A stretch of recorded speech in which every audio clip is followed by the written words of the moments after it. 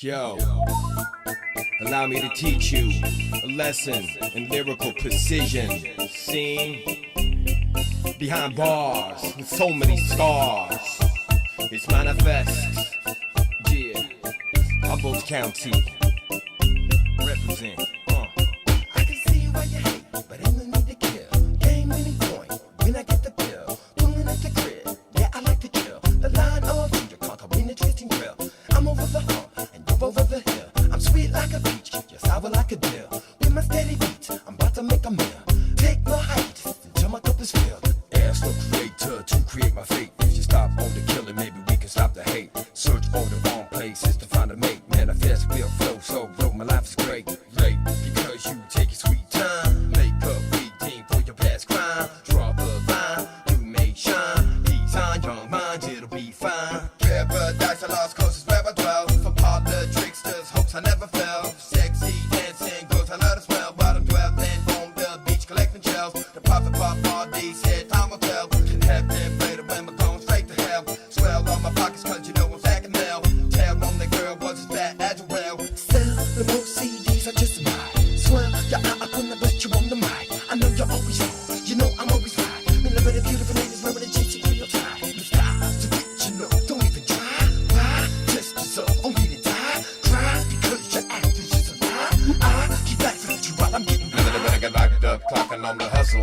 Living a lush life, they got me flexing every muscle. When I unlock the clouds of Yes. Oh, man. What's up, everybody? Welcome back to the Houseless Podcast. My name is Peter Agoston, your host, the producer of the show. As you already know, we have a pretty special one. What can I say about this particular episode, this particular person that I'm about to talk to here on the podcast? There's some stuff. You might not be familiar with him unless you are from the Bay Area, or even more so from Humboldt County, or lived in the Northern California region of Humboldt County, California, in like the mid-90s through the mid-2000s. So I went to college there. I went to college at Humboldt State University. I got a degree in journalism there. It's a great department and a great college. So shout out to all my HSU alumni, all the lumberjacks out there that might be tuning in, especially for this particular episode. So my guest today is an artist and a rapper, performer that goes by Manifest, aka Pete Collins. So I met him very randomly when I was living out there. So this was, probably, I think I met Pete in 2001. And I had already been DJing for many, many years already. And had my label, the beginning stages of Female Fun Records during that period of time. And I was putting on shows and DJing around the area. And so I did my own thing, but we kind of connected and I started kind of backing him up when he did his shows. So I DJ for him.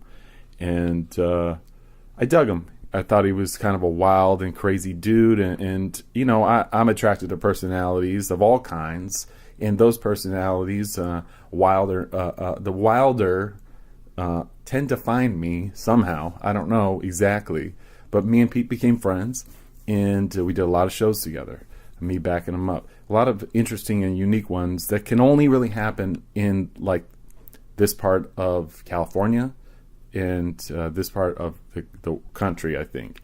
It's a very random mishmash of stuff. Shows with metal bands, shows at a Denny's, community colleges, DIY places, Italian restaurants, and then also, we shared the stage with Damian Marley and Tone Loc and Sir Mix-a-Lot and many others. I would even, there was a time when I DJ for Cypress Hill. And I think we also opened up one of those shows too. It's a period of time when Greg Mack, the historic LA DJ from K-Day, lived in Northern California for a brief period of time while I was there.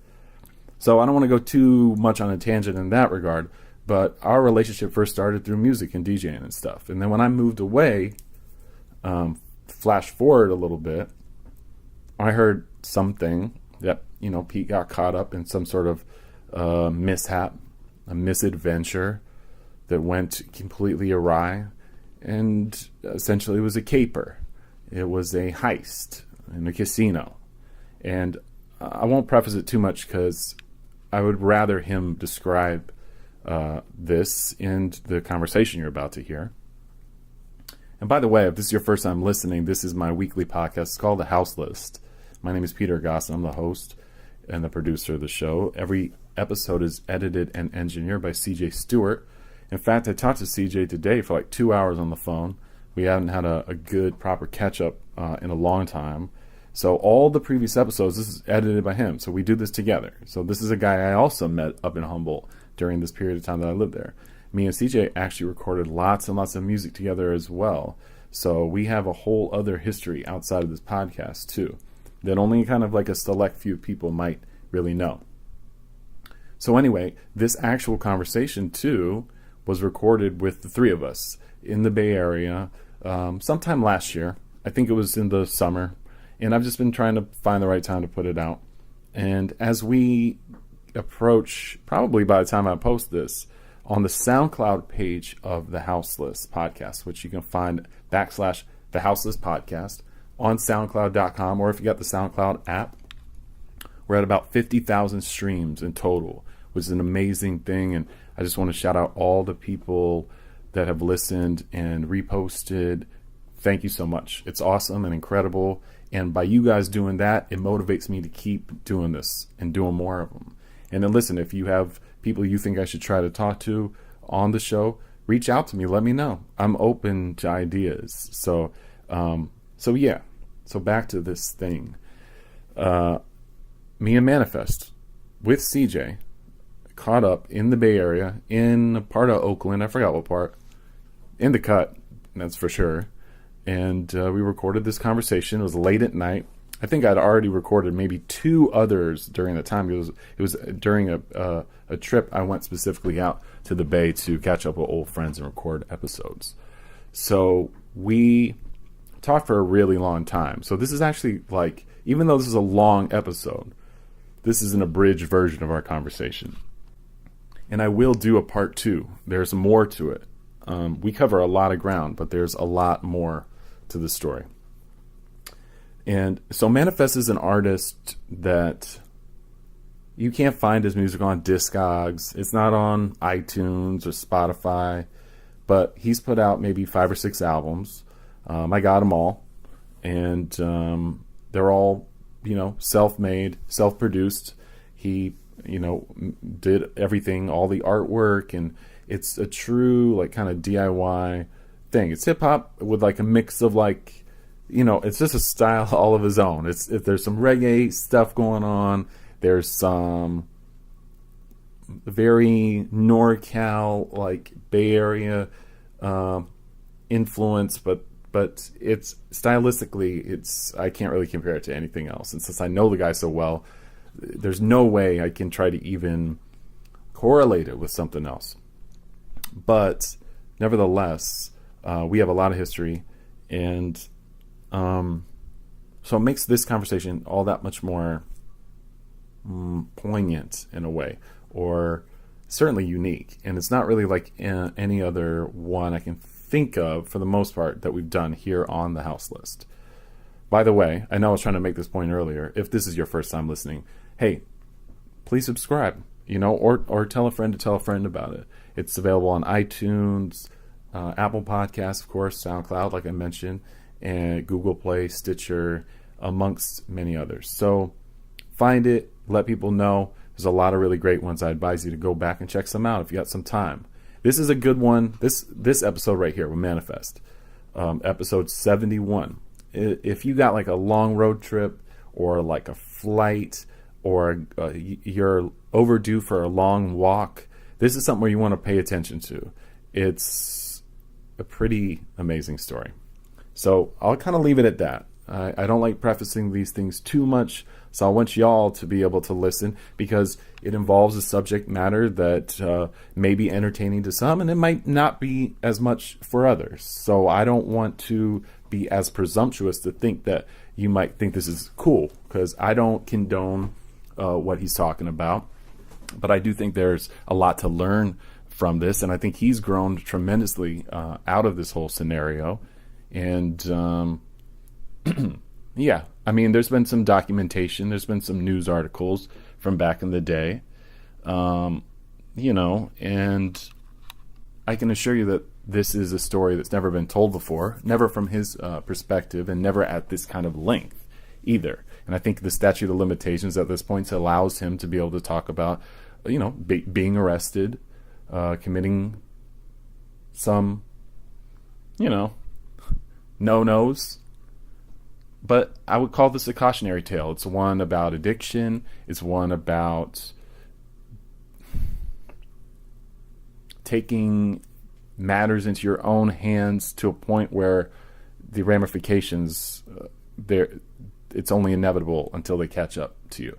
But if you like going to Vegas and you like gambling and risking things, then you should listen to this, because it might talk you out of some moves that you might not want to do. And Pete's around to live to tell his tale, and I think it's a great one. I think he's a great storyteller. So, okay, all right, I've said enough. Let's get into this conversation with Manifest here on the house list. So it's a little tricky for me to try to figure out a way to, broach this topic, but do you like to gamble? No. But yeah, so I mean, I haven't really seen you that much in the last probably 10, 15 years. 10 years for sure. A decade, right around there, it seems. Yeah. And part of that time you were, you know, you were not available. Mm-hmm. You were away. And but there's a complex story that comes along with that. And I am fascinated by it because I know you, because we perform together so much. I know you, and yeah, I'm just would like to talk about this without trying to be too specific, but you went through some shit and tried something out. Drugs. Maybe doing experimenting with substance. That probably plays a role in it. Yeah. It was a silent passenger for the whole experience. Yeah. Or sometimes the full, gas tank. It was the full fuel, 100% fucking loaded to the top. Okay, question. It was lit and blazing. Yeah. Forward. Yeah, the drugs, having fun, being crazy, experimenting in life turns into more of a routine in life. Right. So that's where, substance-wise, you get some fucking, diagnosis for this broken, that fractured, or these things ripped, and it's there forever. You get pain. Sometimes you have, debilitating pain, and certain things like gunshots and face rebuildings and fucking fractured lumbar, and these types of injuries create so much pain that the average human, at some point, if not properly rehabbed or caring for your body, will flare up, and you'll have re-injuries, and you'll have so much pain, And so I had some shit that was going on with my body, and I took some prescription, pills, painkillers, opiates. Yeah. And it worked. It just on and on. Got through with life, working, teaching, working, music, everything, just, and then that wears you down over the course of 50, 60-hour weeks for months after years. Then the pain, sometimes you don't get your yoga, you don't get to go out, ride bikes, you don't get to climb mountains. You're in you're just in that hustle, money-making zone. Right. So and that can turn into a glut, you turn into a full addict. Yeah. You've turned into a full,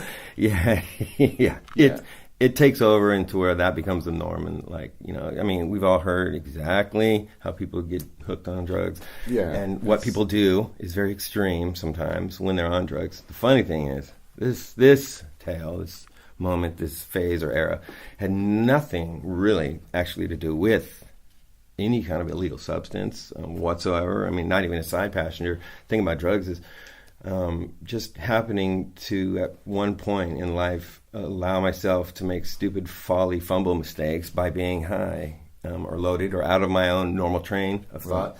And that in turn was, substance. But obviously things like the topic and the issue, this what, heist is what you call it? This job, this bank. I mean, was there ever publicly a word for it? In the papers, like I think I've seen a couple like heist. It's a job, obviously a job. It's a job that you do. You fucking plan it out. You manage it. You fucking, delegate, and you get in. You obtain the task, do the duty, whatever it is, your goal, objective, and then you get out. And you fucking, hands wipe off the dust, clock out, hit the road, have some R&R. Right. Well, I mean, but you don't really clock out, because then you start really running. You're right. Pretty quickly. So if you do these jobs, like I refer to as jobs, this some may say a lick or something, but basically, those are the words. It's not like it's not robbery. There's no people involved that you'll have to bully or strong arm or threaten. This is kind of like anything I've ever done. Like maybe it's on the line of law breaking or, definitely potentially in a lot of people's eyes, ethically unsound. But it's, I'm not like a Robin Hood, steal from rich, give to the poor. But I'm also not like someone that's going to take advantage of like people, like individuals, people I know, or mom and pop stores, money workers. I am not one that's going to, take advantage of the average layman, us. I get it. I understand. Yeah. So the target here wasn't like some individual or a small shop or something like that. Yeah. It was a thing where you can find a lot of money. Yeah. It's a casino. Yeah. Not a bank heist. It wasn't a bank robbery. No. It's a casino. Okay, I got it. Well, I'm glad you laid that out. It makes it easier for me. So yeah. Well, I've never done. Like I said, it was going to be a little hard for me to broach this topic because that's what I hear. Yeah. I mean, it's difficult as well because it's not something you sit around and talk about all the time. No, I know. With friends, family, people around. Right. And we can talk about it as little or as much as you want to. I think that it plays a part. It's a chapter of your life. Definitely a chapter. It's like a pivotal time in hindsight. Now I'm looking at it. It's been over 10 years ago. It's ancient history. Yeah. Which is such a nice thing to even say that because Definitely. for a time that was certainly not the case. It was never going to. I'd be happy if it was like ancient history in the rear view. Goodbye. I thought there was serious potential ramifications of the actions, which we're referring to in the casino. That it could have, life would be over as I knew it, 100% from like the charges and the amount of years that you're facing in the charges, the exceptions, and they add on like all these circumstances for these charges that they're trumping up, and all this shit's like way fucking blown up when, yeah, sure, it's a smash and grab. Someone fucking just, got in, grabbed some fucking loot, and got out without any weapons, without any guns. That's essentially what occurred. So what was the thought process in that? Well, one is, in hindsight, so many years looking back at it, I always think like it's not even the money; it's the bottom line. Yeah, the money is like the kickstart, that gets the train running. But the reality is the entire act of doing it. You can get money anywhere. You can get money, in working, waiting for checks. You can get money sometimes daily, doing little grinds, nickel and dime, do little illicit things, or you can steal people's stuff, and sell it. I mean, so this thing, it's just a heist like this, where you're actually putting your body into like harm's way. You are obviously potentially going to get shot by security or a cop that gets called on duty anytime, at any moment. Things go sideways with something of this magnitude. It's over. Your life's over. You're dead, or you're going away forever. And in my particular case, it was an indictment that was dropped on my head somewhere in Humboldt County, the county jail. But that's after I had been extradited through 3 states, about 4 county jails over the course of a good solid month, that I finally got to the destination of San Francisco, the federal building. So Humboldt County was only the last of the hub, even though things happened there. Right, and that's where the events took place. Yeah, in Trinidad. Trinidad, California. Yep. And it was like Halloween, right? Was it around Halloween? Yeah, I think that was about right. I think I recall. No, it wasn't. It wasn't. Halloween was a different part of it. Sure, yeah. I mean, from point A to point Z, Halloween was a night where we did a little a run through, and really it wasn't so much a dress rehearsal as it was referred to in the fucking journalists and the papers. It was actually a casing out the joint, and that entailed going in there in costume. Hey, how convenient! It was, de los Dios Muertos. It was Halloween. Everyone's in costume. So you walk right in, everything's good, man. No one knows who's a joke or serious or, out to get it or losing their ass in playing games. So disguise is on, and I go and hang out for like an hour, and then, that's about it. I just sit at a table or two in my disguise, which I will never divulge. The fucking costume I had, absurdly. Why? Because it's just absurdly fucking efficient and successful, obviously. Right.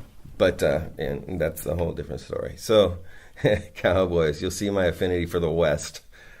That's all I'll say. Okay, no problem. So yeah, that was like a week before. There had been talk about a certain night when maybe they had bingo, which obviously it could have been Halloween. And if they have bingo in a casino, I imagine just like any other, sport of game, chance, and money, it's going to make big money. They fucking... It's so hard to talk about it. It just doesn't make any sense. I don't know. What? Because they're all looking in a certain direction? We knew there was like $100,000 in a brick alone just for bingo nights. That's like a nice little fucking... It's like a little tiny shoebox with 100, racks. And so that, aside from all the money in play in any casino at any given time, the safe has to have enough to cover every penny in play, and not so much the fucking jackpot machines, the PIM, whatever, right. But in play, live play, tournament play, cash, money, every dollar for dollar. So if you think there's $250,000 in play, which because everyone that has money, that's they figure it out with the checks that are put in, the chips, and the point is 100 G's is just to play bingo, and then their normal any night or day would have X amount, and unless the safe sticks around for like 2 days, which obviously would be next to impossible because every day they deal with money. But right. If you had like a double event, let's say like fucking bingo and the regular casino run, and that would be the biggest take. The point of that is, maybe there was a potential chance of actually doing the job that night on Halloween, the night of the alleged. So there's, obviously, there's, it could be looked at like, it was a fucking, casing the joint and just seeing what was going on, or maybe I was going to actually partake and do the first version of this fucking heist, which was a lot more simple and rudimentary than what later happened, which I'll talk about now. But the first, it was just literally like more smash and grab, because the costume on entirely completely different. The odds of like being ID'd after the fact was like impossible. I might get shot, might get caught and chased and thrown in a net by people on that night, but I figured if I did it, I'd be getting away from, I'd escape, and if not, great, but if I escaped, they would be like, it was this guy, he had a fucking 10-gallon hat on, he fucking, vest, and his fucking stirrups, and goddamn, all that. But, fast forwarding past what it could have been, that was just a prelude, and like, I actually at that point started planning what I had this plan for several months, is basically kind of how can we get in and get money. So of course there's the 100 G's and plus maybe 50, 60, maybe 80 G's. So I'm thinking it's a good 150K, maybe 175 in the safes, which is the cage of any casino. And right. So I figured it'll be open. I knew that basically the fucking safe's gonna be open because in the cage there's X amount of people there. They never close a safe, obviously, in the middle of the day because it's just they're in it 400 times every hour. So, so they're coming in and out a bunch. in and out, in and out. So, but basically, the cage is, if I recall, the term for like starting the whole cage that encloses all the people that are giving money and changing out cash for chips. So that's the cage, and then there's the room that the safe is in. which may or may not have another room. It's basically like you're in like a cooler when you go get beer, and you're in the cooler of a separate part of the. Well, this is like a separate secret room. It's like the safe room. So that's separate than in the cage. It's within the cage. So there's a little hidden spots, mini doors. In this like foyer type area that basically you walk in through this door and you look, and there's like 3 hallways that are fucking intersecting, and then each one has a door. They all look identical. They all have the same fucking lock code on the silver handle, and you're looking like, 340 degrees at like 5 or 6 doors. You're like, which one do I go in? We planned this. I knew this already. I kind of jumped right into like. You just went in there. I went in, yeah. Did you know what door to use? Well, yeah, I did. Did you know the codes? I did. I knew the code, but the code didn't work for some reason. How do you know that kind of information? Well, because there was a, inside guy. I see. Yeah, and so that's how a lot of these big jobs, I think, are pretty much handled. There might be a mastermind, which, some would say is me. I put ideas together and stuff. So, but, the titles are nothing. It's about just getting in, get out by whoever can help, whoever has the skills and the cool, everything. You have to have all of it, the demeanor, the fucking false face, and, be able to fucking act a role, because so this person that, was the inside person did their job accordingly. And they were able to, give positive or negative, like green light, red light, simple signals, that are like barely even verbal, to let me know with obviously the brand new Bluetooth stuff in my ear, and never even used Bluetooth, but for this job I knew I was going to have to. Cause, that was your first time using one? Yeah, oh yeah, for sure. I mean, 2 ways and shit, that's a fucking bust, if you're trying to communicate with a, so yeah, a little earplug, and yeah, so on, I mean, there's other devices that you could do to talk to people, like transmit, but again, Bluetooth was pretty sweet, because aside from that damn blue light that eventually was a little bit of a evidentiary item. So anyway, yeah, I went in and I knew there was a backup plan. So this is stuff that was never in the newspapers or the facts. So like the backup plan was not use the code to get through the room, but actually just have the inside man just click me through with the auto lock, remote. Click, doors open. Well, that's easy. That's very easy. I mean, so you don't even have to deal with keys, which you already have dealt with, because keys, there could be a lot. There could be feasibly too many to even fucking, I mean, you don't want one key, let alone having several keys to fumble through, especially if you've only used them for like that night or within the hour. You get the keys right there in your hands. You never used them. You don't know which one is which, because several look identical. But anyway, it's nice to walk through that, I forget, what do they call it? That little intersection, whatever. So I go through the door, the right door.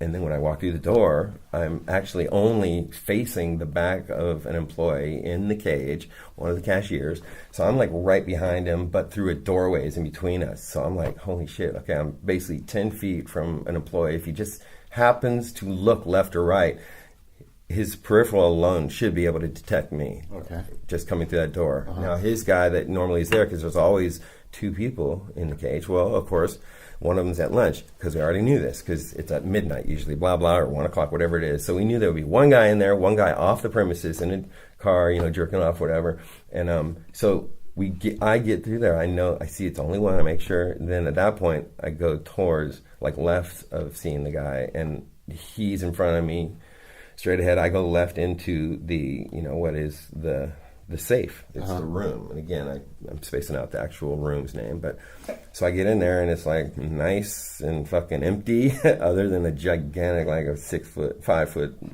steel, multi fucking locked and secure safe. From, and there, I just go for it. I just grab, empty the top 3 shelves.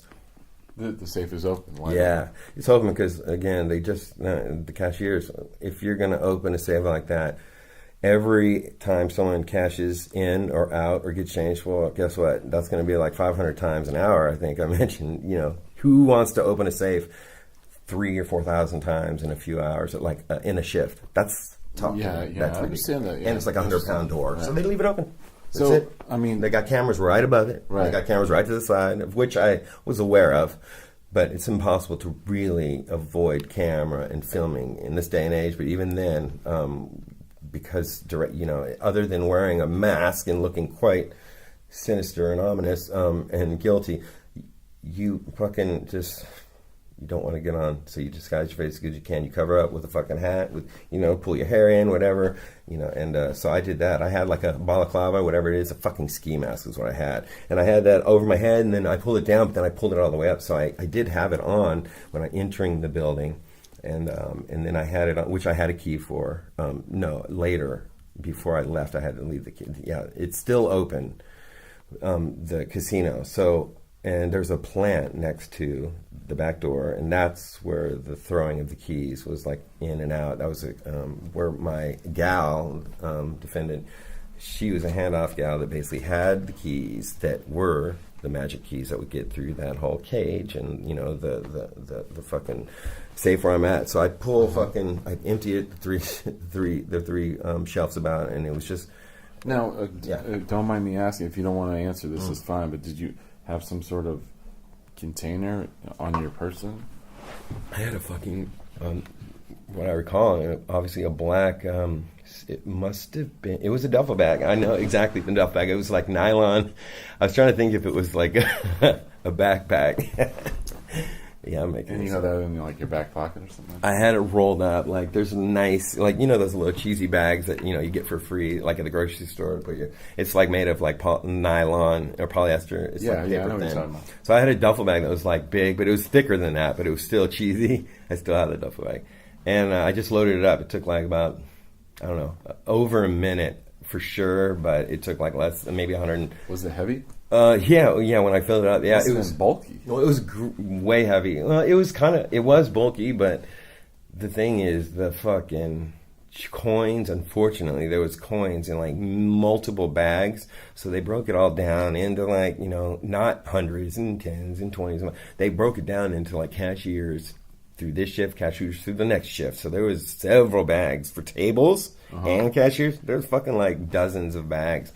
And most of them had a big shit ton pile of fucking quarters that was frozen sealed or whatever, heat sealed with quarters and another part of the heat sealed. So they had all money, small denomination, big denomination currency, and coins in every single bag that I took. Wow. So I couldn't just be like, okay, great, there's some bundles, there's some bands, fucking boom, boom, pour them in a fucking like lunchbox. No, every bag was like, and I knew from information that this was the case. So obviously that's why they were individually bagged. Okay, I see. Yeah, like one bag had like maybe 200 bills, which ranged from 100 to fucking dollar bills, and then it had like a side thing, like it was like a split in the heat seal, clear cellophane, and the other part was just coins. So I looked immediately. I was like, do I fucking like cut these? No, I can't cut like all these bags. So I fucking throw them on there, and it must have been like 50 pounds, 40 pounds maybe. It wasn't 20 pounds. The money, the cash, and the coins. It was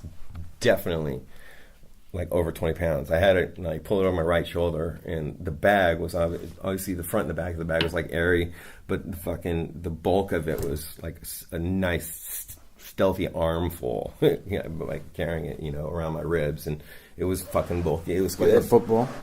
Yeah, bigger. If you you carried it like a baby or a football or something? yeah. If you put the football between your arm and your rib, carried it, but it was obviously hooking over my shoulders. So, just make a beeline for the front door and just get the hell out of there? Or? No, not for the front door, because that would be a little obvious. But I went beeline to the side door, the parking lot facing the ocean or whatever.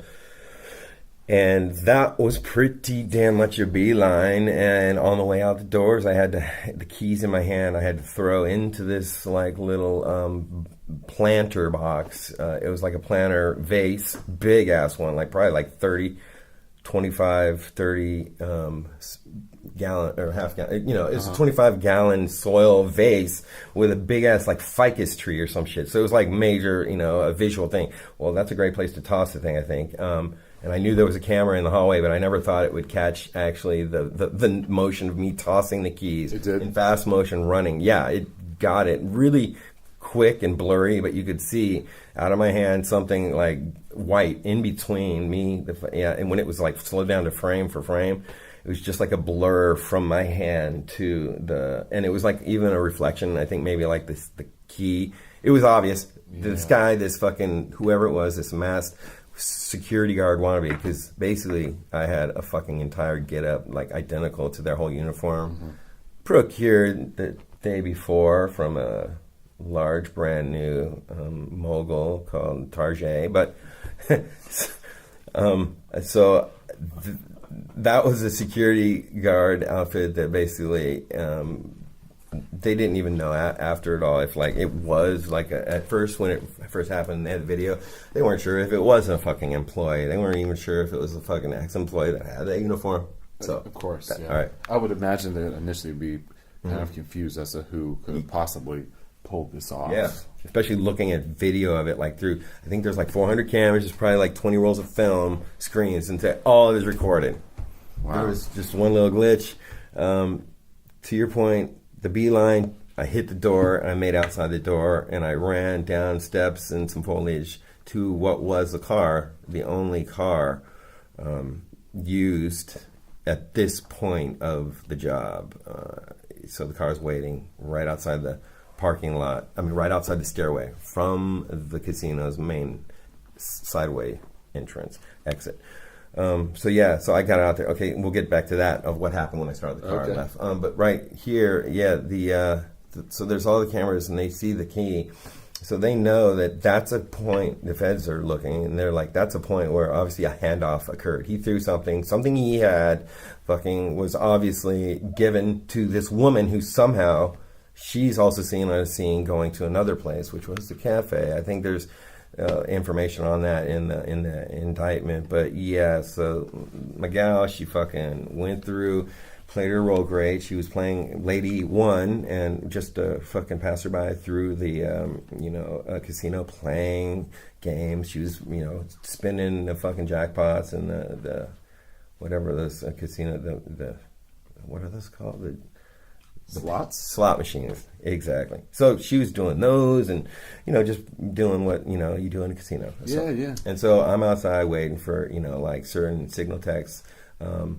This is, of course, before it all happens. This is how I got a key that got me basically the ones that I had to use to get through doors. So she was a handoff girl. She got a key that was in the cafe in the fucking vending machine, which we thought would be a great place because the guy, the inside man has to go and get coffee or get his fucking Planters peanuts or whatever during his shift. It's natural. He does it all the time.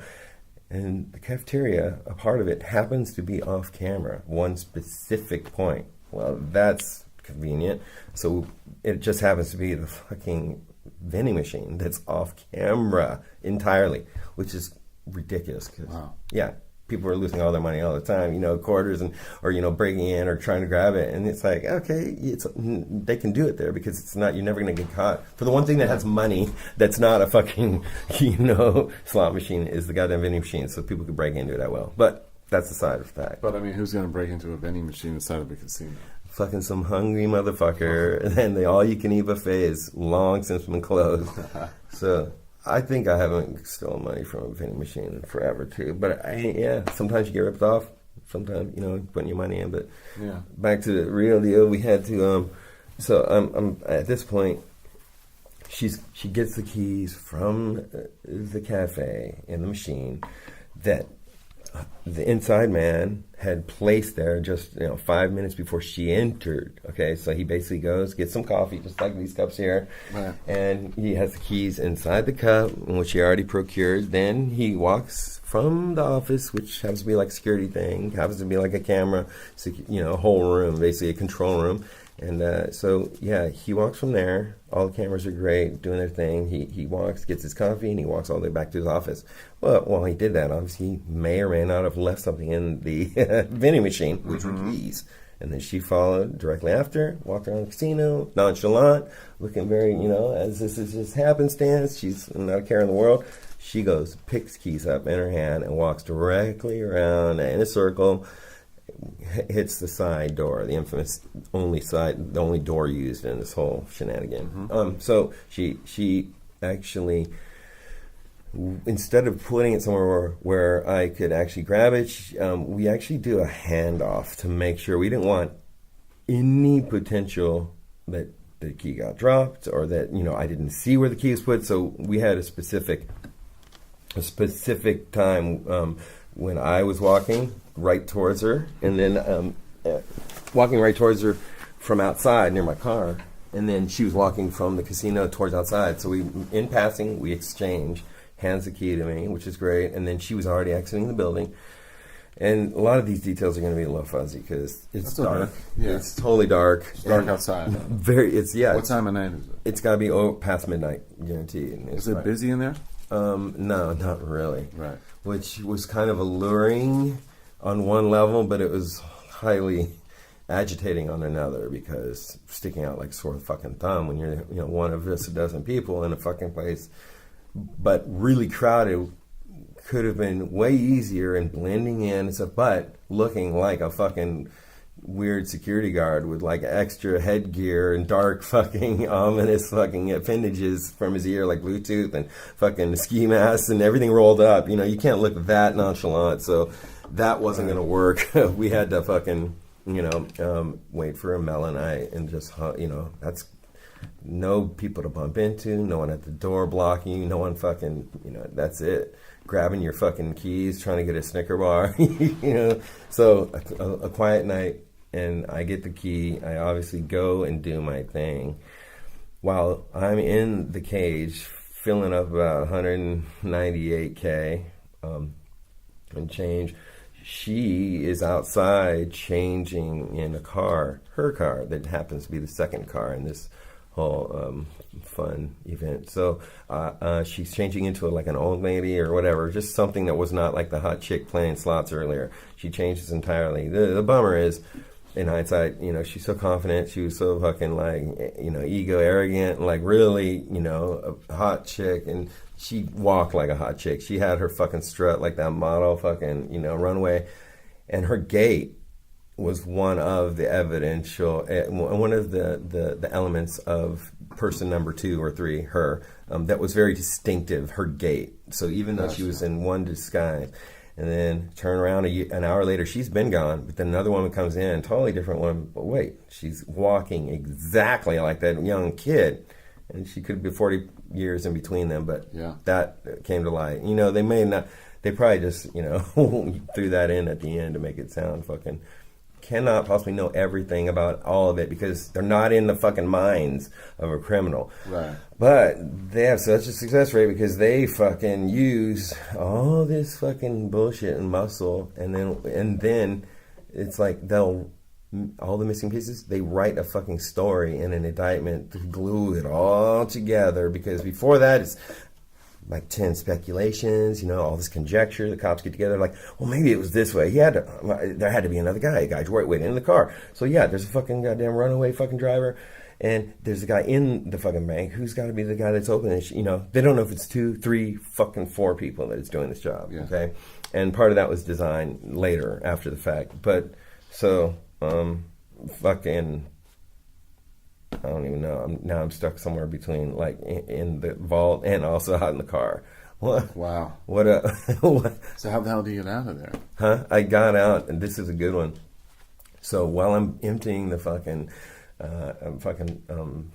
safe, like I was telling you, I actually get the first correspondence with Inside Man Guy. I hear in my ear a little quiet whisper, "Hurry up!" And I'm like, shut the fuck up, because that made me stop. I'm like, dude, is there someone coming? Or does he see you outside? Hurry up. I'm fucking loading as fast as I can. I'm already sweating like a pig because, nerves and whatever. I fucking run hot. But so I'm sweating, and then I hear him saying, hurry up. I'm like, dude, I already had it. I had to get in and out of there like 90 seconds, according to my opinion and timing. And that was way quick enough for someone that's taking a long break, on a fucking lunch. And so I knew I had time, but yet the nervous, I could tell from the voice on the phone. It was like they were more nervous than me. And so I'm like huffing and puffing now. So after saying shut the fuck up, I get the last bit of bags in there. I head right to the door, this little room of the well. And so I fucking open the door. No, before I open the door, I grab the knob and then I say, is it safe? Is it safe to go out? Because basically I didn't want the fucking second security guard to be in that very intersection room, standing. And so he said, wait, or something. And then, yeah. And so, like, I heard him signal, it's good. clear. So I open the door, no keys needed, exiting, and I'm crawling across that room. So the guy to my left now, the only cage cashier, he's there. Everything's cool. He's quiet. He's looking forward away from me. And I get there. I get out the first door initially that I unlocked with the key, and then I run beeline back. So wait, we already covered this where I fucking throw the keys. So the girl's covered. So I want to know how the hell you got out of that place. Like how do you pull out, and where do you even go? Okay, yeah. It's a one fucking way, if I recall correctly. It was like the roads. I know where it is. Yeah, it's like, okay, so I already knew. I just said one thing: if I just get to the freeway, that was the only goal. I didn't care if I went north or south. Granted, I hoped it's south because half the fucking plan is ahead, and it's fucking down in the below Trinidad, McKinleyville, Trinidad. And even Arcata, these are all spots that we'd have to be in the next 12 hours to, really, figure this out, finish it, do what we had to do to cover our tracks, which, happened real time. But okay, so I'm fucking, I get in the car, I drive up, I turn right, and then turn right again, I think, to get on highway, what is the Trinidad Highway? 101. Jeez, fucking, that's it. So I'm on there, going south, and, I'm like, if I recall, I a few times before I even hit McKinleyville, I threw a couple of gloves out on the freeway, and I was close enough to the edge, throwing shit out, so I didn't have anything. Threw the fucking ski mask out, and I made sure I was throwing enough stuff together. I think that I actually could get it outside the window and not laying on the freeway. I knew that if I got pulled over at any given second, there it is. I don't just have fucking about 200K in a fucking bag, obviously stolen. But I have mask and disguise and So I tore the shirt off. I think I even had I had stuff underneath that I could just wear. I ripped off disguise, got it all clear, put it in a fucking sleeping bag, satchel or whatever, and had everything in a small, football size fucking tiny little ball to throw somewhere. But I throw all that stuff I can while I'm driving, and then I stop in McKinleyville, and then I go into a dumpster and fucking dump the big bag buried under some shit. So at this point, I look 100% normal, like a normal Joe, just doing nothing. Shorts or pants and a fucking, sweatshirt, hoodie, whatever. And that's it, maybe a baseball cap.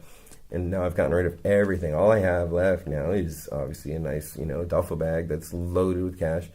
And I'm like, okay, what do I have to do? So I already knew there's a plan. And, now in my mind, I'm thinking, well, that's awesome. I'm clear. I'm free. And, I'm thinking now, God, those two are still there. What are they doing? Well, the whole plan is simple. She would just walk around. She would go to the planter and fucking pick the keys up on the way out. But that was after she rolled around for a good solid minutes while I got away. She stayed in the casino on camera, the inside guy. So I'm already 20 miles away, basically, all the way. And, and in McKinleyville, the other reason I'm stopping, because the old storage place, which, I hear is still around today, but, and I had to drop stuff off, I picked stuff up out of storage, because at this point, I'm like, okay, I'm going to meet my girl after I'm going to go get some pills at fucking, CVS. Headed, and they were fucking opiates, obviously, and there was a grip of them, fucking 2 scripts, 180, 136, 360 fucking Oxy 80s, man. That is a fucking little mini fortune. I did have to pay for those back when I had a script. That was my fractured lumbar, so I was getting the Oxys, 180, I think, in a fucking a month. So you knew that you'd be away for a while. Yeah, because that was kind of the idea. It was requisite. Did you have a place in that very moment that you a destination in mind? Yeah, we did. It was far up all the way in northern Seattle, way past Seattle. It was in, past.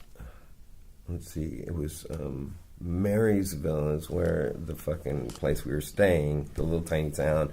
Everett was the town south of Marysville that reminded me very striking similarity to Eureka. This fucking Everett and Eureka, it's like a fucking wormhole mirror of the town, and that's all I have to say. But that was the county jail. So basically, that part of this is that that's where you would go land in that county jail in Everett, Washington. That city in whatever county, Seattle, and that part of Washington. But I eventually landed there after I was held in the Marysville County Jail, like the little tiny city jail, which is where they book you, and then decide what we're going to do with this guy, And so the decision they made with me quickly was to take me, because they knew who they had, and they knew it was that was a month and a half after I fucking did the job, passed when I got caught. So a lot happened. So how do you spend a month and a half on the lam like that? I'd be stressed out as all hell. Like, you must have been I'll be honest, I was exactly that for about 4 or 5 days, stressed out of my fucking mind. All fucking roads were blocked, all fucking windows and doors were slammed. Like, there was feds that were actually at family, at friends. The fucking Crown Vics were aplenty in fucking Bay Area, far up to fucking Humboldt and beyond. And as we would find out later, through several states. So,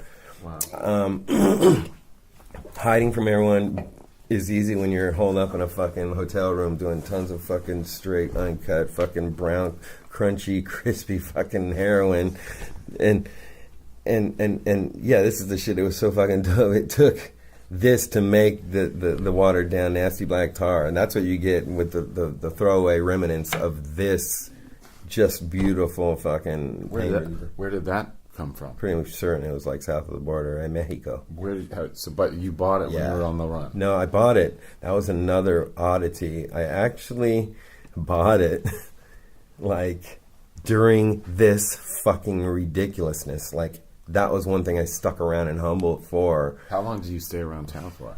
And long enough to get that, and I think it was just a couple of days before we took off, because I had to wait for around town. Yeah, and I drove fucking between like Samoa, going to Eureka, and going to Arcata. Like, I remember one time I was so fucking. It was on the way to get this. I had to go to Samoa, pick someone up, turn around, and go way south of fucking like south of Lolita.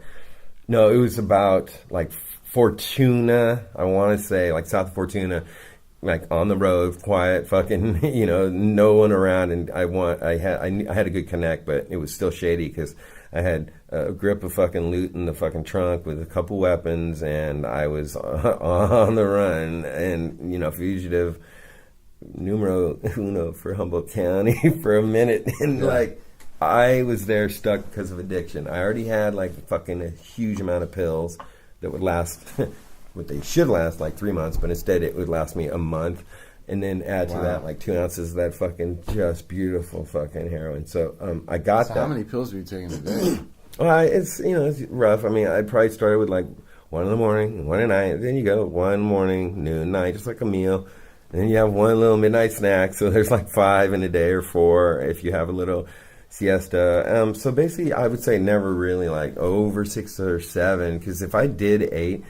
Then I already knew I had so much in me. I was like, if I can't get high past like the third one, however you ingest it, which I was snorting it, then you're not going to get any higher, if you're fucking, So I knew not to waste them, because they're fucking $8 a pill on the street. Sure. I was getting them for like $3 a piece or something from, because of our wonderful system and benefits that may or may not have been accrued from me. But so, yeah, I actually... you stuck around? Yeah, just to get fucking...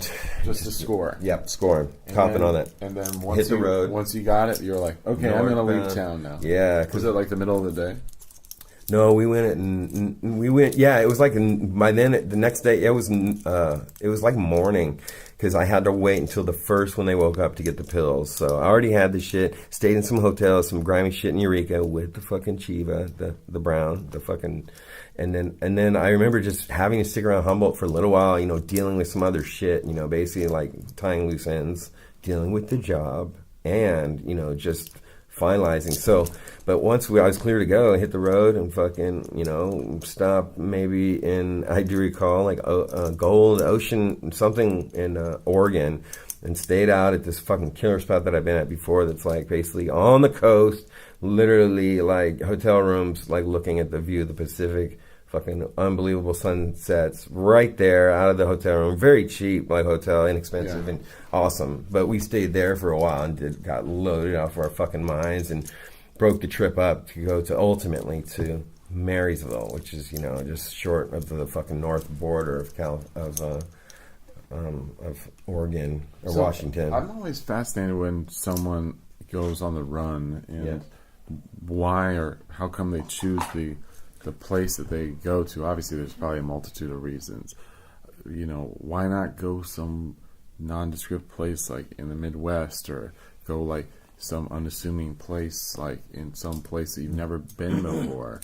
You know, like you're not that far from where this whole ordeal took place. Yeah, you know, totally. It's like less than a day's drive. Yeah, about a day's drive, right? From less. Yeah, if you're talking about the feds from, you know, SF, that was longer for them. But now you're now being pursued by the feds from San Francisco, the Department of Justice. Right. So they have fucking tentacles and officers and everywhere. So local police are on the lookout as well. Yeah, local. Yeah, because the media. So local guys were looking. They're looking for 3 people or 2. At this point, they actually or just one. I mean, no, the way it happened was, I had burner phones with the inside man. So, and that in itself was our one connection, our only way to keep contact with code. And over the course of whatever days, weeks, months, if it was years, we just knew that was our contact.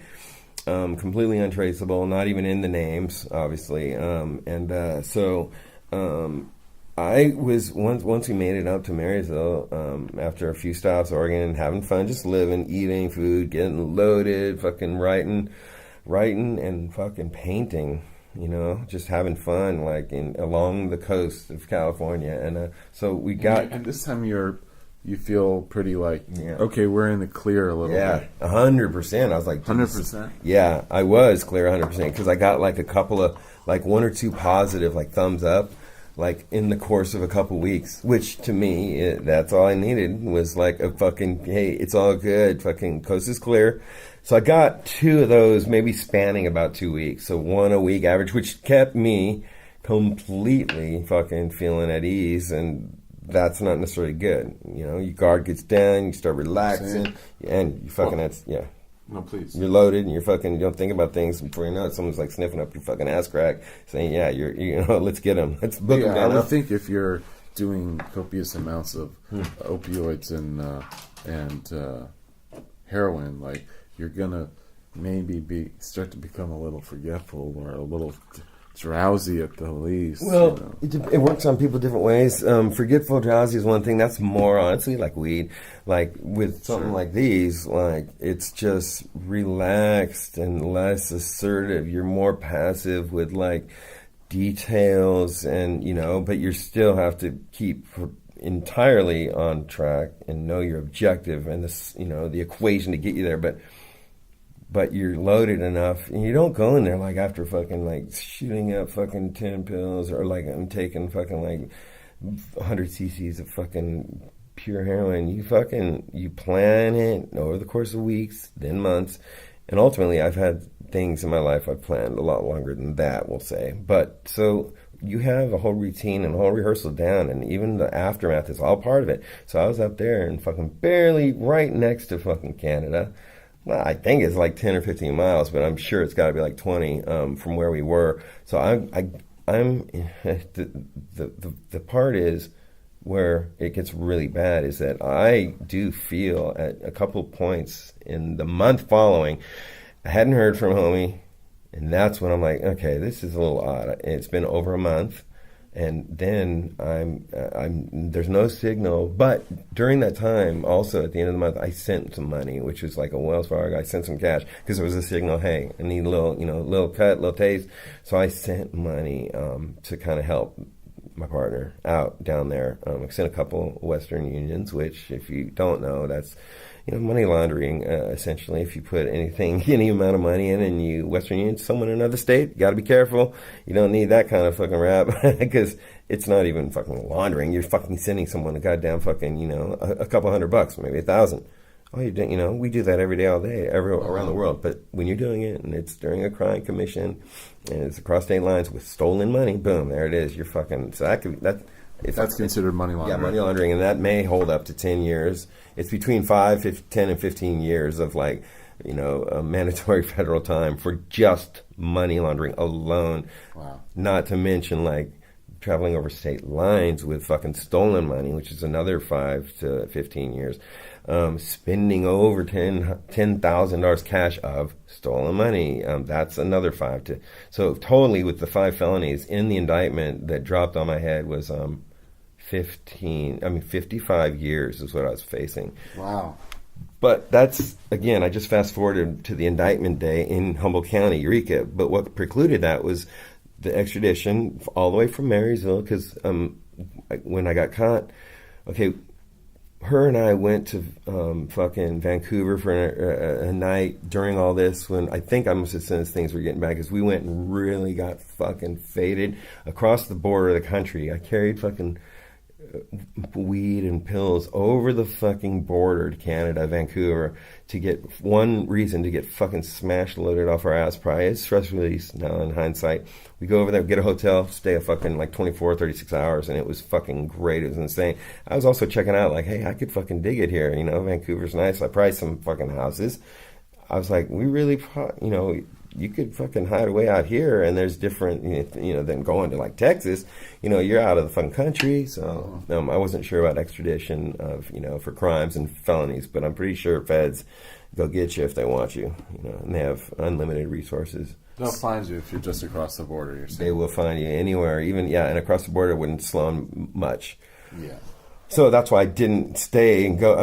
Why we didn't stay up there. We ended up staying in Marysville, and we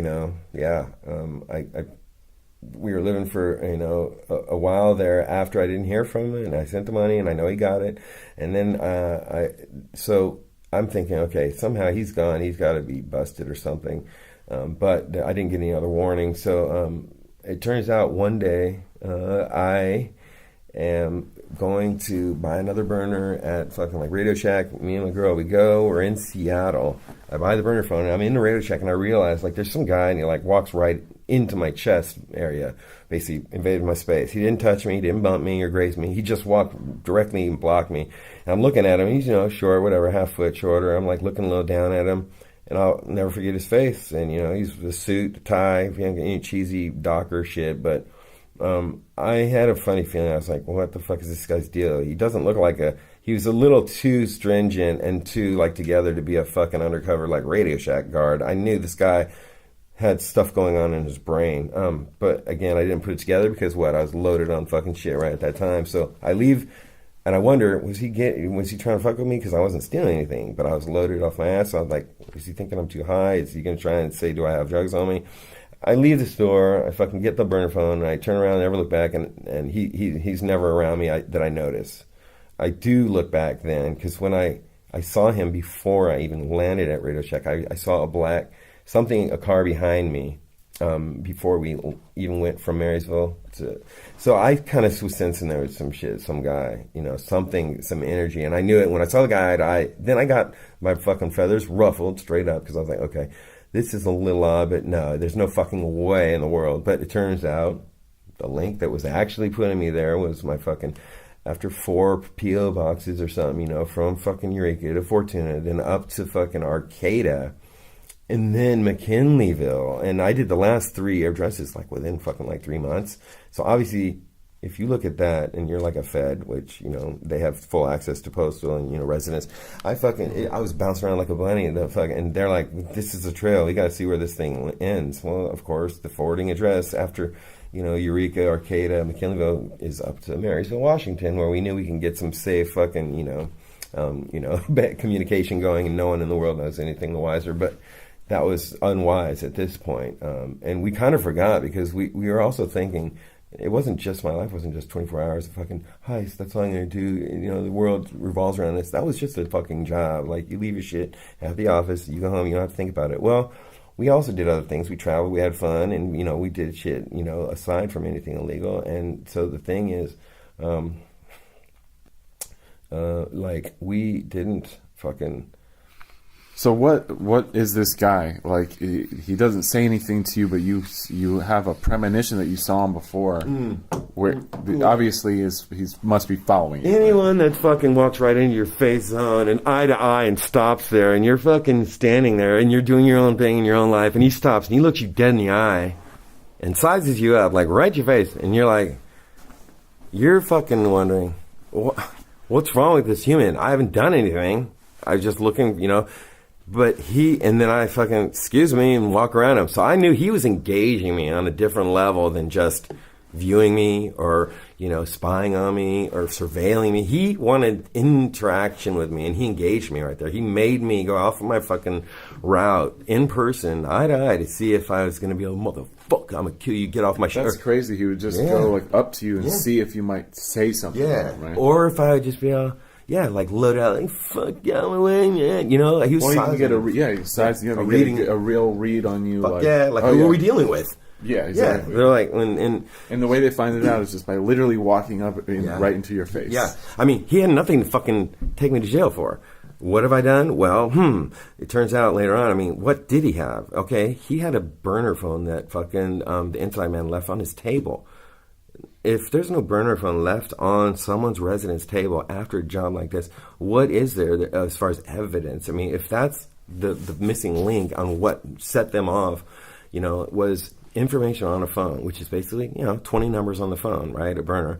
So there were 20 phone numbers on that particular phone? Maybe only a dozen, I think. It was a very limited amount, but more than there should have been, in my opinion. Because I would think there would only be one number on that phone. Who the hell else is on that phone? Yeah. Well, it turns Dealers out, and shit? No, but it turns out that I mean, although he did some gambling that I am privy to later, it probably was a dozen numbers. He was probably using it because we had the phones. We didn't, you know, I theoretically wanted them for just burners. I bought them like at least like a week early. We tested them. And so, honestly, and we've had burners several times, but you know what? You don't really just buy them like as you're going to a site, you know, as you're going to a job. And then what? You undo them and they're not on signals, their fucking batteries are not working. You realize you don't even have that, you know, it's like you got to set a fucking setting prior. And so we have them, we work them, we run them, make sure that he just ended up using them as normal fucking, as his phone, you know, people. He fucked up right there. That's a major fucking fuck up. So and how did they get into his house and find the phone? What happened was, that's a good question. They went right into the fucking casino, right into the fucking goddamn control room, security. What else would they do? They get there, they're like, the fucking cash people were like, we just got robbed. The fucking teller's like, I don't know. I go to lunch, fucking homeboy's here at the fucking cashier, just doing his job. Somehow, we walk in, and the fucking it's empty. The safe is empty. And it was loaded with 3 fucking shelves of cold hard fucking heat sealed cash. So they call the elders apparently, and the elders fucking show up in the next hour or so. They're fucking throwing their hands up. They're like, dude, what? Yeah, they don't even. So somehow the videotapes are like, well, show us the fucking tapes, you know, because like I said, there's like a whole wall of fucking screens showing every angle. So they don't see shit. They're like, whatever, it's fucking whatever. And next up, boom, the feds get called immediately within hours. Well, it's a giant. This isn't something that ever happens in that part of the state. It's an out of the way, tiny. It never happens. It's probably never happened, right? Maybe? I think it hasn't happened not on that level. In fact, I did learn later on of like 10 of the craziest, wildest casino hijinks in history. It's quite an interesting list. I'd have to say I was very enlightened. Didn't know a lot about a lot of those things because, well, to be fucking blunt, they're fucking hidden sometimes. Right. They don't want to condone and like babble around the whole planet how fucking easy it is to take down a fucking $250,000, $500,000 from a goddamn fucking unarmed fucking adult game fucking room. Right. But so I want to get back to that guy. So when's you must see him again. When's the next time you see this? Well, person? Okay. Well, the next time I see that motherfucker is this instant, this night, which I'm pretty sure is the night after the Radio Shack. No, I'm sorry. That's So it. he We go to Radio Shack. I get the batteries. We go down to Seattle. We eat some fucking nice ass fucking pho. I burn my finger even, and during the whole night, I don't know. I fucking remember it now. It wasn't like a 3rd degree. It wasn't pussing and blistering. I just burned myself bad on the pho on the fucking bowl in Eureka. Pussing the bowl. Yeah, in fucking Seattle. Not fucking Eureka. But so we also see a movie. What it is, I don't know. You don't remember the movie? It'll come back to me. I hate to say it was like some fucking rom-com. I was with my gal, of course, so bad review on that. I don't know, but okay. so we go see that. We aren't in any high spirits, like good spirits, or we aren't in any low spirits. It was rainy. I remember that in Seattle, just light rain.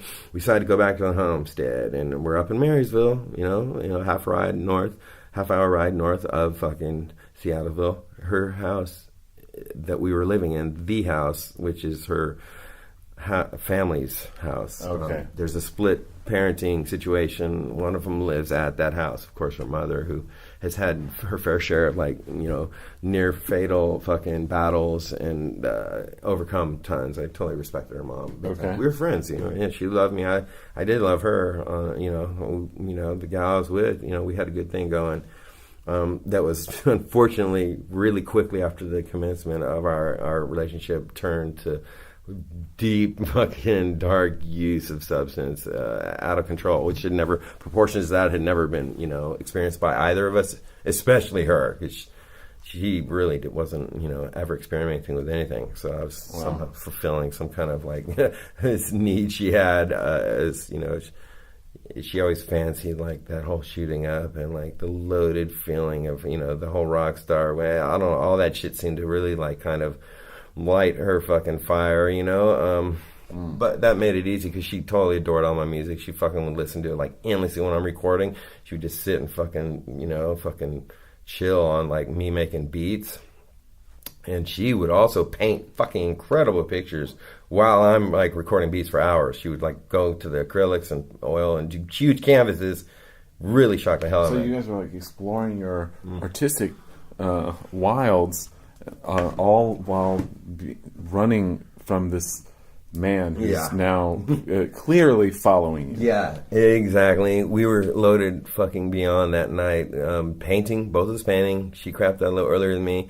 I still have the painting, to this day. The one painting I happen to be fucking putting down that night. I wake up at about 4 a.m. It's snowing in Seattle. First time since I've been going up there for a year off and on. Several trips.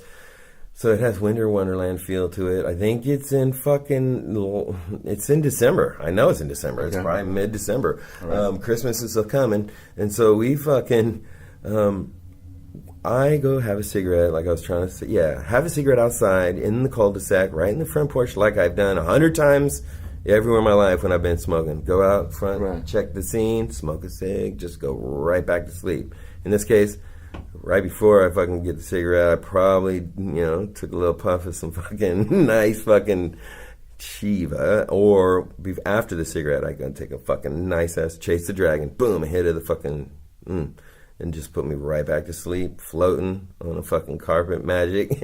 So fucking high. All right, okay. Yeah, okay.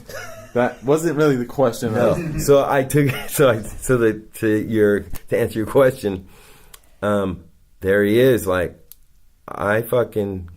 go to bed, but no, before I go to bed, I go outside to the backyard and fucking smoke another cigarette. That was when I knew something in myself was wrong, because I never smoked too. I needed to go for some odd reason. And no, he doesn't jump out and say, "Hey, I got you," and I didn't psychically see him or anything. I just had another weird cigarette feeling. Okay. And so I go back to bed after that, but something inside of me was not necessarily 100%. You sensed that there's someone around? I did.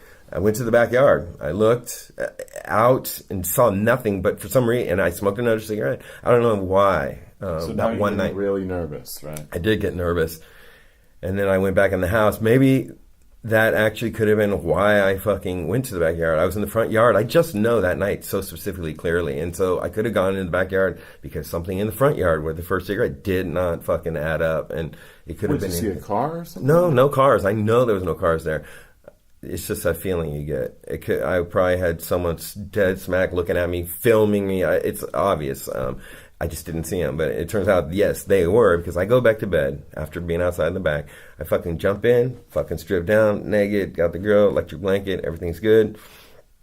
I fucking go to sleep, I fade out, and then I hear, after a nice slumber, this is a new fucking perception, because I was out.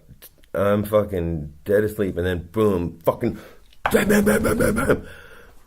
Police, open the fucking door, we're coming in. I'm like already standing up, butt ass naked. First thing I fucking do is I jump down, try to grab the fucking silver fucking the briefcase. Yeah, my fucking work. The Halliburton, like, bulletproof fucking aluminum case. Well, probably not bulletproof. It has 183K or something. I think it was, well, actually, no. It was a lot less by then, because I had burned so much on fucking, like, bison burgers in Oregon on the ocean. I'd fucking burned it on fucking, mimosas, bottomless on the fucking, like, some penthouse on the way to Seattle. Like, we were doing it, living large, enjoying burning fucking money. Yeah. And, yeah, so there was a lot less. I think it was about 148 or something. So we're talking, I think, I don't know. We blew like $40,000 on mimosas. You can go. And burgers.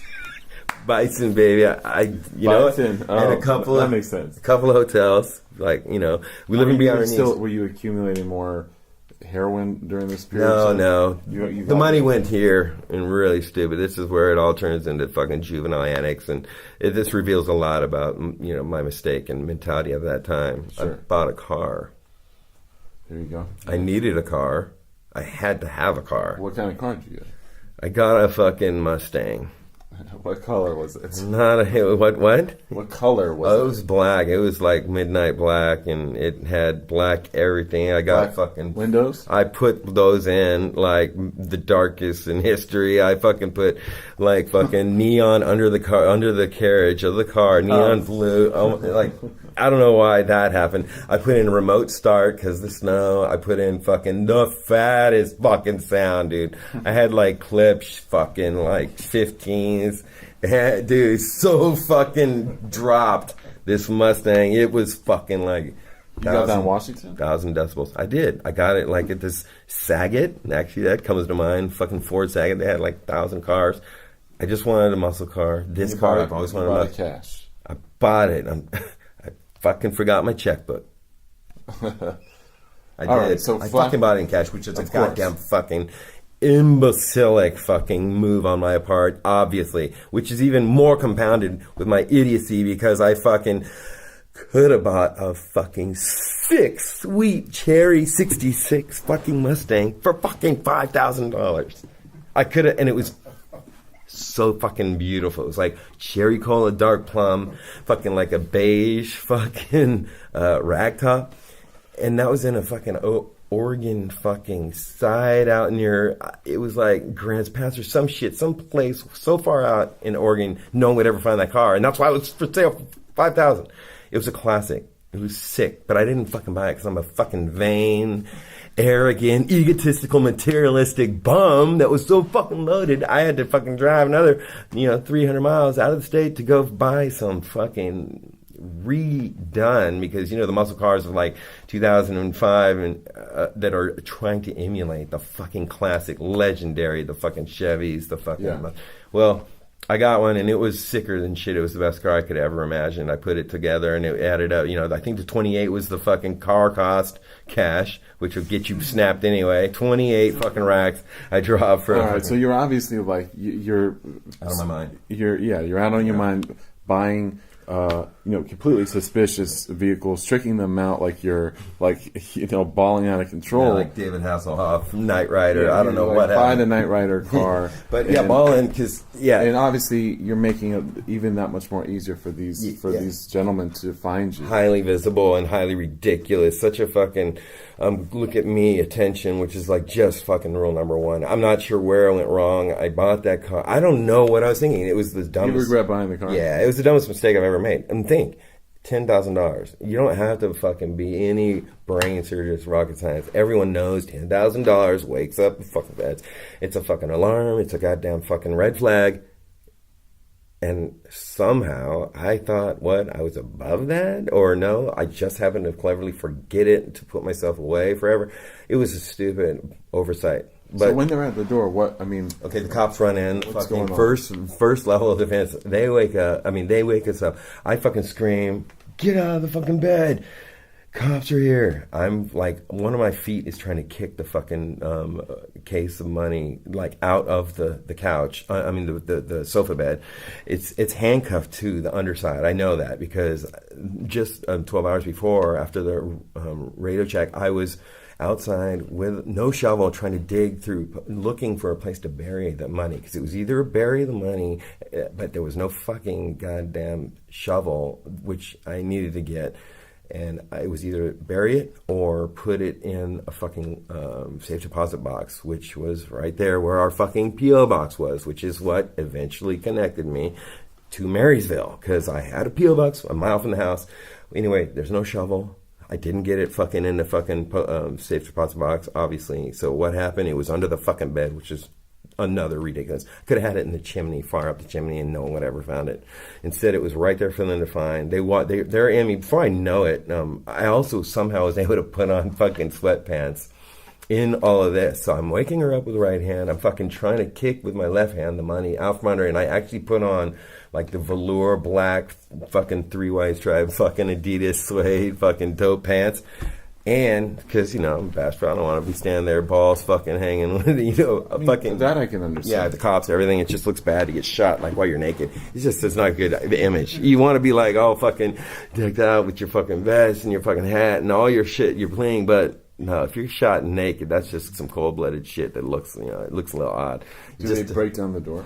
They didn't break it, but they had their fucking little machine that steel goddamn fucking, like tree trunk that they smashed the door right in there, right into the room. So I'm like standing there, all my hands and everything, knowing it's just over. And then there's like 4 at that time. Within a second, there's like 4 red lights, like just flashing all over my eyeballs. And obviously that wasn't like, playing laser tag. That was a goddamn fucking like their AR-15s or their M16, whatever it was. They had the fucking heat at the head ready to just fucking pop. So I'm screaming. Wow. I say, girl, get up. Then she's still not waking up? Yeah, she jumped up. Uh-huh. And then she's sitting there like naked, beautiful, perky little tits fucking popping out. And I'm like, I probably said something like, cover yourself.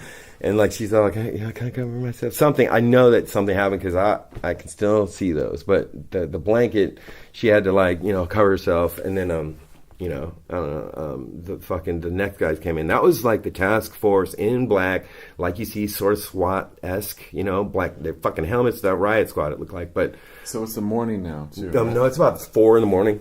Oh, wow. Okay. Not sunrise yet. They fucking straight got me because I went out for the smokes and it was pitch black, dark snow. What time was that? Like 3-ish, I think. 3:30. Oh, so I was not long after that. And yeah, right after I went to sleep, I just passed out. And then I just remember, police, search warrant. That was it. Those 3 words. And that's when I jumped up, did all that shit. I'm trying to fucking. I had nothing to think of. I didn't even really realize. I was still asleep. I was stoned out. I didn't think. I knew immediately it's over. Your game's up. They're obviously probably going to wait till you fall asleep and then get you when you're disoriented and weak. You're entirely right. They didn't do it like right when I went to the backyard. They're like, dude, he went to the front, he's naked, has a bathrobe on, he went to the back. I know that for a fact there's no fucking way they could see me where I was, because I was in the back room, a knitting room with like a fireplace, but yet there was one little window, one sliding door window, which we never even used, so it was like, that shit was covered, blacked out. So I knew in that room I felt very, like safe and no one would spy on me. No one could see us in that room. Right. It wasn't a bedroom. It was like a back room. Right. Yeah. Yet somehow they were somewhere in the premises. They bust in. They take you out of there. They fucking hold me, stand there with fucking nuts in hand, basically. And they're like, they're clearing the house. I hear them go, yeah, back bedroom clear. Fucking, and her mom was in that back bedroom. Then the next bedroom, fucking second bedroom clear. We got him, and it was fucking brother. So her whole family, like other than her pops that lived off on a trailer, was there. They had taken me in as their own. We had great bonds. Were they aware that you guys had done Not this? a fucking clue that we even jaywalked or did drugs. Wow. In fact, we even we scrutinized her fucking brother for being like a meth head, and look what we did. That is never forgotten. I was actually like judgmental of his fucking meth head shit to her. I was like, vining and like being like, yeah, we need to fucking fix him. Get him help. Get him help. Get him help. Deflecting. So what? I basically didn't have to get help myself is what it comes down to in retrospect. Yeah. So. Jeez. Okay. So I'm there now in handcuffs on the couch. She's there, handcuffs on the couch. Her mom's there sitting in the fucking chair just crying. Her brother's like standing like on the sideline dumbfounded. All the cops. There was fucking 20, no less, because there was like 4 or 5 fucking the first guy. There was like 7 fucking goddamn red beams after it all. I remember seeing them all over my chest, all over the fucking room. It was like, dude, thinking you're gonna be Swiss cheese. I really was like, don't fucking breathe even, because remember my foot's under the fucking bed. I'm fucking like putting shit on. I thought it was over. I was like, I don't even know. They're just coming in to fucking, assassinate. So what happened is they get her some clothes on, and we're out there one by one. There's like layers of guys coming in. First it's task force. Then the next guys are like, no, the first ones are like city fucking cops. No, they came in after. I remember seeing some of the local PD. They had to be there, and they were plainclothes, like detectives. They had to be there because it's their jurisdiction. Yeah, and the feds don't just run in and take it over and fucking wreck shop. So cops got in it on their fucking, and then the feds were like in the background. So I saw the fucking goddamn SWAT nearly task force. Then I saw the fucking the beat cops and detective. And then who walks in after a dozen of those motherfuckers in the far back, walking with one other fucking suit, total predictable fucking like raincoats, trench coat. And their vests, and then it was fucking Mr. Beetle-eyed fucking Radio Shack rent-a-cop, and he was standing there just staring at me. I'm like, fuck, that's him. So he must have been some sort of the head of the operation. Yeah, the surveillance. He was completely probably sitting out there like one of those fucking goons, just sitting there drinking coffee, smelling his partner's farts, and fucking listening to some fucking one channel, fucking goddamn, waiting for squirrels to drop nuts on their fucking roof. So it's exciting because they're there for 12 hours watching me anywhere, everywhere, at a fucking house, in the snow, in the dark, nothing's going on, watching us paint and fuck. That's what he's basically getting off on for a month, potentially, from like November fucking 15th maybe to fucking December, mid-December. A month he essentially could be watching me. Did he talk to you then and there in that house? Oh yeah, he did. All right, he told me exactly what's going on. He said, you're being arrested right now, and they came in the open, the whole fucking money, the cash. By then, this is a little fucking X factor that was like fucking kind of wild. Her dad showed up like right about sunrise, because we actually all had, I think there was some family plan on Saturday in early morning to go on a hike or do something with Dad. That never happened. I'd met him before separately. Then I was with the mom and the brother and her, Okay. And then we never had the full family infrastructure at one place, one time. So this would have been the first time that you guys... Family date, kind of all together family thing. That's not awkward. That's entirely not catastrophically awkwardish. He walks into the room. Yeah, like as So- it's all going down. Not only do you have all of this stuff, the trail is up from this gigantic robbery of a casino and money laundering and conspiracy, and but your first impression on your girlfriend's father is that he walks in when you have 7 laser scopes on you in the corner, and you're wearing your LL Cool J sweatpants and shit. Yeah. Let me tighten the details up. Yeah, please. I don't mean to make light of the situation. You're kind of hitting it on the head right there. I mean, taking verbatim, and I can see the picture, and it's pretty much game tight. So I see him. I have met him before, mind you. Okay, I've hung out with the dad like twice before this. Okay. I went and saw him at the fucking Puget Sound like fucking overhaul, giant shit he did with like engineering, and so his daughter and me would go and at least once check him out at the job site. He's fucking total fucking like the lead guy, the fucking head or whatever. 100 guys that are working, all hard hats, and he's like the foreman. It's like, you guys go here. This fucking blah, blah, blah. They all have walkie-talkies. Anyway, I know he's a shit. He's a fucking brutal fucking, you know, he puts it out there. He's not like a pushover, you know, he controls. So I met him, and the first time I ever met him was this. Boom, I'm in the car with him. He's taking me and her, she's riding shotgun, out to awesome, beautiful, tranquil woods, like for a hike or to overlook. And so while he's driving the car, and we're talking, first meeting, first impression, to your point, he fucking hands me something, like, out of the blue, and, like, it's a fucking, like, I think it's a 45. It's a fucking nickel.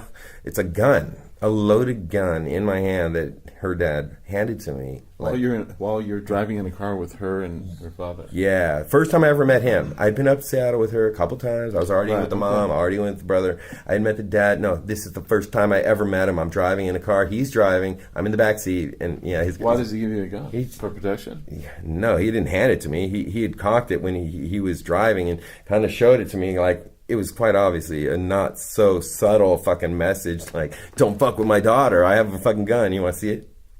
It was very, like, trying to be threatening to me. Right. So that's the history I had with him. Okay. Quite a fucking, like, direct fucking, not a threat, but it's like, dude, I see he ain't fucking around. He has a loaded gun. He handed it to me in the car. I'm like, wow, I better not ever fuck her girl over. I mean, so how does that play into this? Right when he walks in the door, I'm sitting there, you know, it's fucking sunrise. We're supposed to go out with the family, do this whole fucking, you know, unifying party fucking weekend thing. And he sits down next to me, like across from me. He's still in the recliner. I see him face looking right at me. And once the cops stop talking some shit about what happened, and he walks in really late on that, like right at the end of the whole spiel about why they're arresting me. What have I done? What do they think's happening? And so then the dad, just out of the blue, he looks at me. He's like, if I ever see you again, I'll kill you. And he said it so stern. I'm pretty damn sure that's verbatim. Like, he's like, if I ever see you again, I'll kill you. And he literally threatened me. And I was like, oh my gosh. I was like, shit, there's no comeback. That's it. Wrap it up. Applause. He got me. There's nothing to be said. No sorry. No, wait, no. But no, he just said, I'll kill you. I'm like, resonating. Nothing to fucking respond. So where do you go from there? Well, I go to fucking Marysville fucking jail, but what happens is important. I fucking get dragged out to the fucking beat cop's car. Wait, I thought this was federal. This is fucking like crazy shit. DOJ is fucking literally standing there, but I'm going to a fucking little shit ass little. Well, of course, because you know their fucking jurisdictions. The beat cops, they found at that house in our bedroom, they found a half ounce of hidden. Fucking heroin that was inside a box, jewelry box, which had all my fucking gold, like my, 10 rings, gold, solid gold, 18 karat, all yellow gold, the fucking necklaces, medallions, fucking. Right. They found the all your stash stuff. Box. Fortunately, all your valuables. All your valuables, except I did have one or two things that I had worn that night of Seattle that I put on the fucking dresser aside where I took my stuff off and for the daily use. Just so happens that's the only thing that they didn't fucking jack from me, and that was cool. But there was so much. But the thing is, I always wondered why'd they fucking take all that jewelry. It was just straight ripoff. That wasn't evidence. Had nothing to do. The fucking actual chief of the heroin was inside one of those like.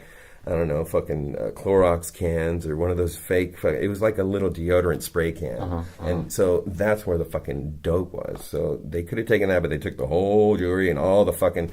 So it's probably like, a lot of money's worth of fucking jewels. And they took that. That was an evidence.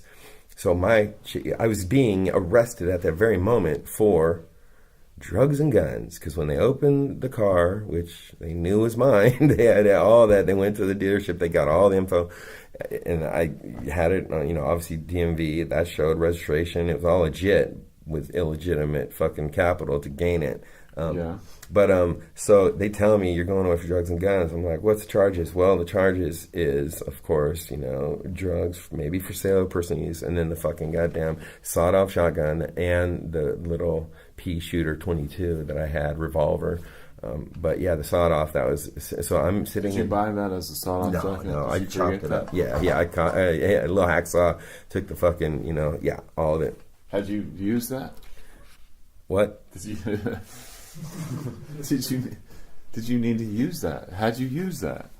Was that should I not be asked? So then I actually am locked up, and then, not to overrun your... That's fine. Well, the funny thing is, this little anecdote here. I'm in the cop car. I'm waiting. I'm in cuffs. I'm facing the fucking main highway, in this cul-de-sac, ready to go to fucking jail. My fate is before me, and I can't wait to fucking get the ball rolling because I'm scared shitless. You want to get this underway. Yes, get it going. I mean, the adrenaline of getting caught, the fear of getting my head blown off nearly again.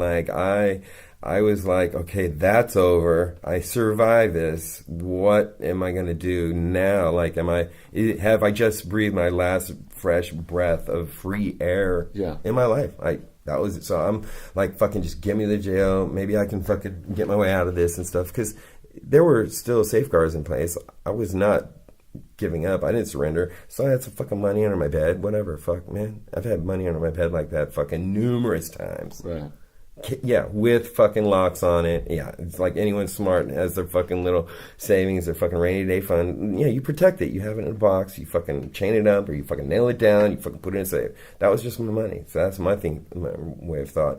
And they're like, well, they weren't even arresting me because, one, they had all this money, but what could they arrest me with? They did not have the evidence put together, or, as I like to say, the indictment was not written, or, conceived. It was conceived, but it wasn't fucking, they didn't have the story of what happened and why I'm arrested. They just speculated on everything, had a bunch of suspicions, and backed it up, putting the pieces together in whatever loose form they did. So I'm in the county jail.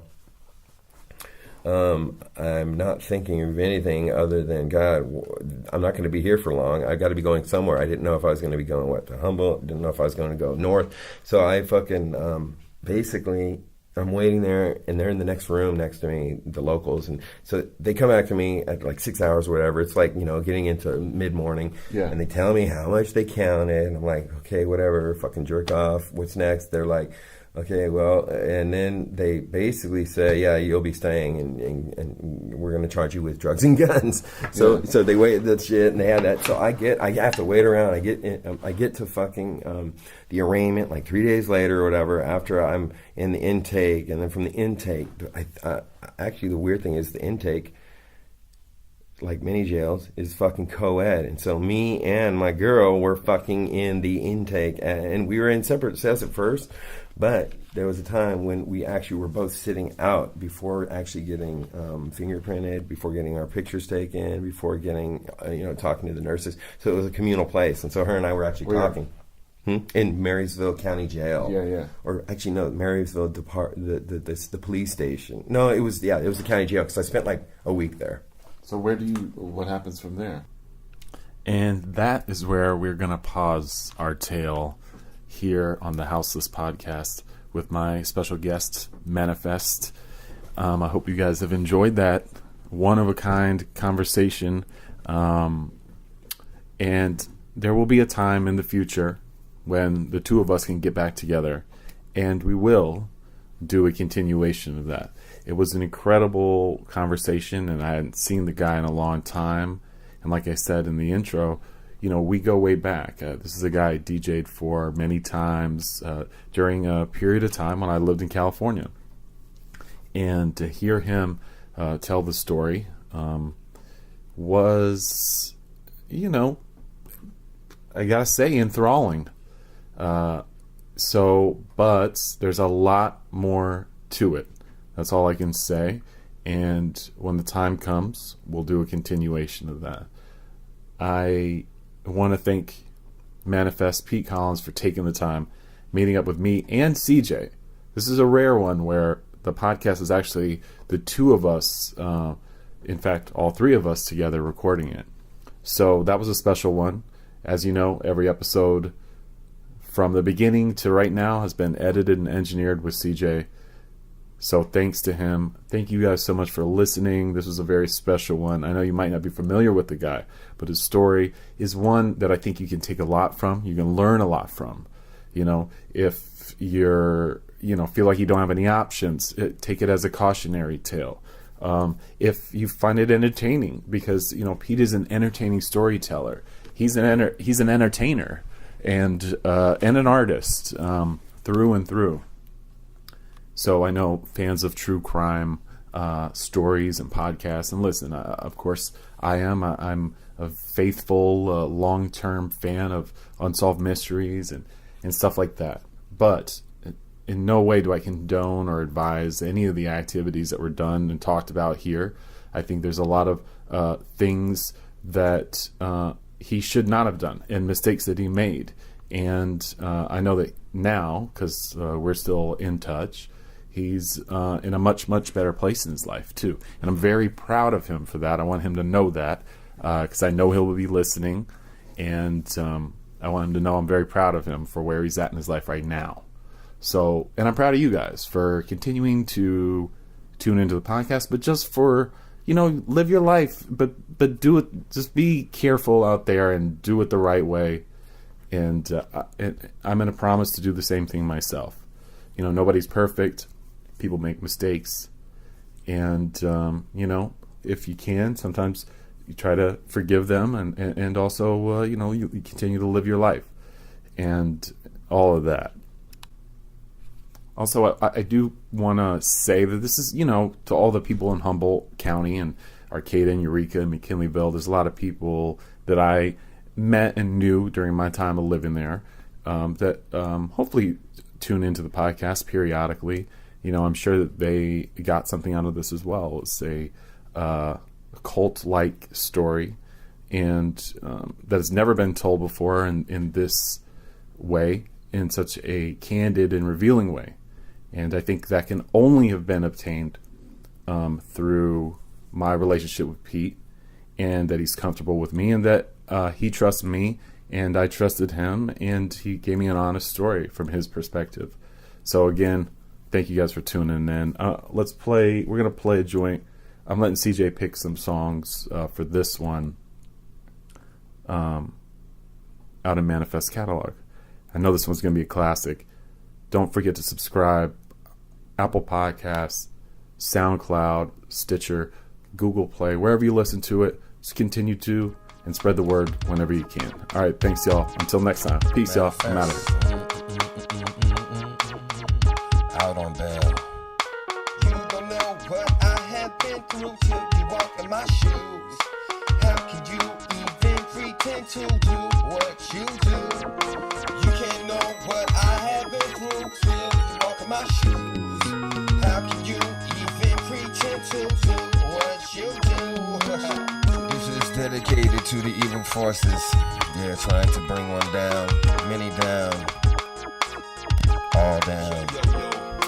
Felonies for selling keys, yelling please, and hell I freeze without my urban melodies. $250,000 bail, locked in the county jail, execute electrocution, yo, was on my third bail. Locked down, 20 hours a day in a cell, 5150 contraband is found in my mail. Criminal tactics, mattress made of plastic, a mental disease needs a brain prophylactic. Trapped like an animal, I manage though, I ain't a cannibal, but my manifold is damaged, yo. Wrongful accusations and mistaken identity, I'm facing 3 strikes, but guilty, I will not plead. I can't even see the sunrise through my 2-inch window. If you look into my eyes and you know what I've been through. Sinner or saint, art of war and war paint. Challenge me and you faint, it's your brain wave that I take. This is an autobiography of an MC, manifesting this stress and nevertheless I win. C-N-D, penance from my pen C, independent rapper to the enemy, enemies get chopped up just like mincemeat. Dense beat, 3 decades, I've been free, send me Skrilla for commissary.